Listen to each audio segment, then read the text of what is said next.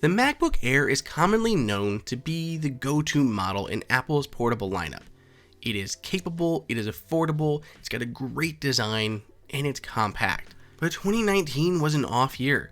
There was still a lot of bad press about the keyboard, whether or not it was true or not. We didn't get a processor upgrade, and the SSD was even slower. The upgrades were minor. But in 2020, Apple is making a return to form. The new Retina 13-inch MacBook Air is the true go-to machine and the one that'll fulfill the needs for almost everyone out there. It is more affordable, more powerful, more impressive than ever. Let's go ahead and dive into it. As you can tell, the machine pretty much looks like it did before. It's got the same design, the same True Tone Retina display, the same ports on the side, even the headphone jack on the right hand side stuck around for at least another iteration. But beyond that, quite a bit has changed. Starting off with a keyboard. Now, with the previous generation model and a couple before that, Apple was using their butterfly switch mechanism, which had quite a bit of bad press. The original one seemed to spike with a good number of repairs having to be made, and over time Apple tried to improve that reliability, and based on our data, they had.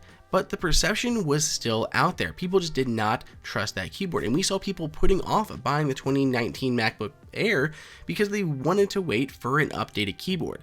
Well, with the 16-inch MacBook Pro, that is what Apple delivered with the Magic Keyboard, and that new keyboard has also arrived here in the updated MacBook Air. So whether you loved or hated that butterfly switch design, the new tried and true scissor switch mechanism is here to stay. It has about 1mm of key travel and has a good solid click, but it's a little bit softer and quieter than previous designs. Another great improvement on this machine is that the base storage has been doubled from 128 to 256. This is huge because at least 25 gigs or so is already going to your base installed apps on the operating system, which means if you previously picked up a 128 gig machine, you had maybe 100 gigs or so of space to actually use. So doubling that is going to be great for anyone picking up the new machine without having to pay any extra money. Now let's turn to performance. The base model now starts out with a dual-core i3 processor instead of the dual-core i5 processor of the previous generation. But here's the thing.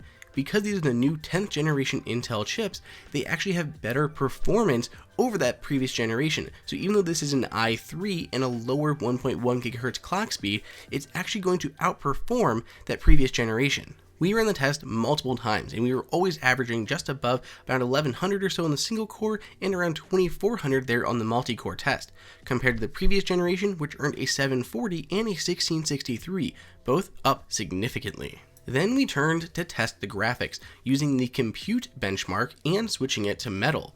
We ran this with the new Intel Iris Plus graphics, which is different than the Intel UHD 617 graphics of the prior gen. Also to note, the new updated graphics can handle 6K displays. That may not be as important now, but over time, more people will be adopting them and it's good to have that future-proofed in. Now in our benchmarks, which again we ran multiple times, we had between 5800 to 6300, which is far above the 711 that we continuously got on the prior gen. Now when it comes to the SSD, we have both a larger base model as well as a new higher end option. So you can put 256 gigs at the start and go all the way up to 2 terabytes if you need that much internal space.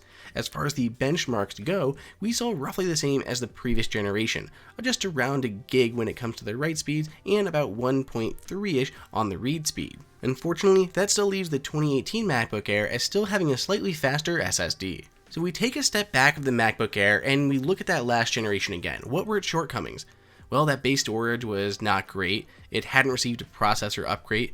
The keyboard was marred with bad press, but otherwise it was a solid, well-loved machine. And we look at the new 2020 model. While it may not be flashy, it has fixed all of those issues, has a new, more reliable Magic Keyboard. It has the updated processors that are significantly faster, better graphics, can support a 6K display, new base storage, and higher end storage. This is a re-emergence as the king of Apple's portable lineup. And if you want to grab one for yourself, you can find the best prices at the link down below in the description. Hey everyone, did you guys like that video? Be sure to click on that like button so we can create content that we know that you guys want to see. And follow AppleInsider on all social media channels. If you want the best prices on any Apple gear, check out the AppleInsider price guide that is updated daily. And until next time, we'll see you later.